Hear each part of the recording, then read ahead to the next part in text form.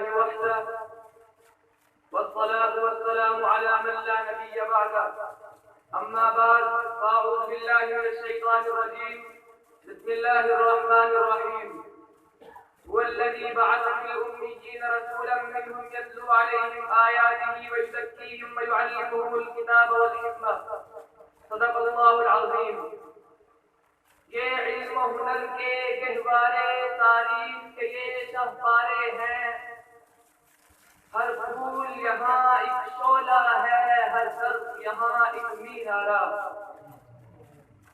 مجھے جس موضوع پر گفتگو کا موقع دیا گیا ہے وہ ہے مدارس کی تاریخ اور ان کا کردار. بظاہر یہ موضوع دو عنوانات پر مشتمل ہے: مدارس کی تاریخ، مدارس کا کردار. لیکن بنظر غیر ان کا جائزہ لیا جائے تو در حقیقت یہ ایک ہی سلسلہ بیان کی دو کڑیاں ہیں. میں اس عنوان پر اپنے الفاظ میں کچھ یوں روشنی ڈالوں گا. تاریخ کے ہر موڑ پر کھڑے ہو کر دیکھ لیجیے، آپ کو مدارس کا کردار نمایاں اور صاف شفاف نظر آئے گا. زمانے نے جب بھی کروٹ لی، امت مسلمہ کی کشتی جب بھی بھمر میں پھنسی، تو اس کشتی کو کنارے لگانے والے مدارس کے یہ علماء تھے. ان علماء کی خدمات صرف قرآن و سنت کی فہم و تفہیم تک محدود نہیں، بلکہ ان علماء کی خدمات تمام شعبۂ زندگی کو مفید ہیں.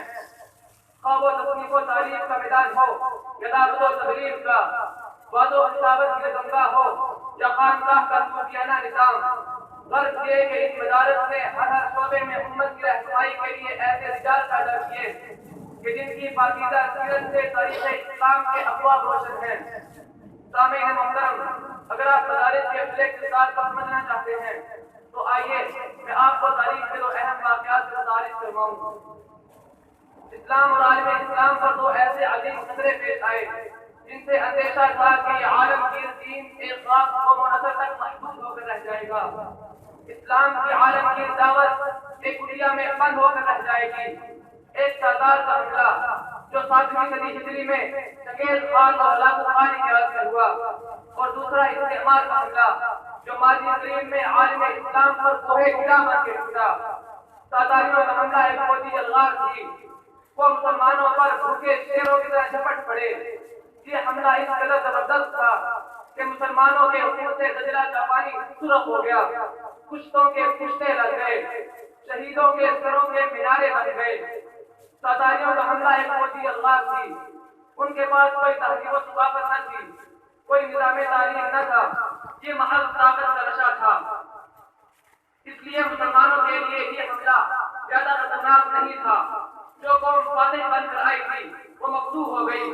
جو مسلمانوں کو مٹانے کے لیے آئے تھے وہ خود اسلام کے حلقہ بگوش ہو گئے. یہ عالم اسلام پر پہلا خطرناک حملہ تھا. دوسرا خطرناک حملہ وہ استعمار کا حملہ تھا. یہ حملہ آور اسلحہ اور مادی قوت سے بھی لیس تھا اور اپنا مخصوص نظام تعلیم اور نظریات بھی رکھتا تھا. اس حملے کا رخ جس طرف سے ہوا وہاں کے مسلمانوں کو نہ صرف ظاہری غلام بنایا بلکہ ان کی ذہنیت کو بھی غلامی کی زنجیروں میں جکڑ کر رکھ دیا. اس حملے کا رخ جب بخارا و تیمت کی طرف ہوا جو کبار محدثین کی سرزمین سمجھی جاتی تھی، وہاں سے اسلام کا نام تک مٹ گیا. مدارس کے کنٹرول کے سوا کچھ بھی باقی نہ رہا. مدارس کے کنٹرول کے سوا کچھ بھی باقی نہ رہا.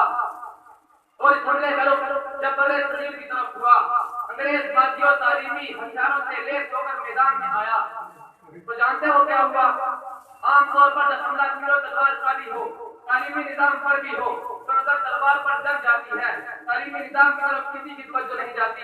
لیکن میں سلام پیش کرتا ہوں علماء دیوبند کی بصیرت کو، میں سلام پیش کرتا ہوں علماء دیوبند کی جرأت و استقلال کو کہ جس طرح انہوں نے شاملی کے میدان میں اتر کر دشمن کا دو مقابلہ کیا، سینہ سپر ہو کر لڑے. اس متعفر دینے کے آگے باندھنے کے لیے قاسم العلوم والتحقیقات مولانا قاسم نانوتوی رحمۃ اللہ علیہ نے دارالعلوم دیوبند کی صورت میں ایسا ادارہ قائم کیا، ایسا گلشن بچھایا جس کی خوشبو پورے ہندوستان میں پھیلی، جس کی خوشبو آج سرگودا کے اندر دارالعلوم دیوبندیہ کی صورت میں مہک رہی ہے. میں یہ کہنا چاہوں گا، یہیں سے جہل کے نقشے مٹائے جاتے ہیں، یہیں سے علم کے دریا بہائے جاتے ہیں. یہ مدرسہ ہے، تیرا میں ملا نہیں کافی، جہاں کی خاک سے